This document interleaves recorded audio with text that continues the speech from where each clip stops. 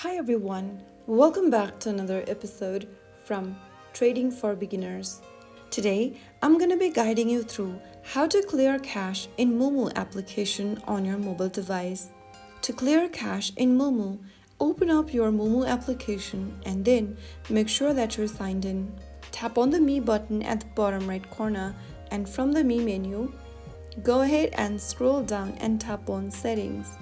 Inside Settings, tap on General.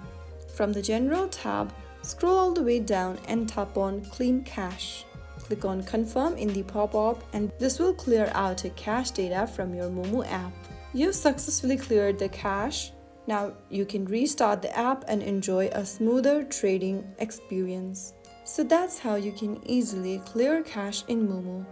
If you found the video helpful, don't forget to like, share and subscribe.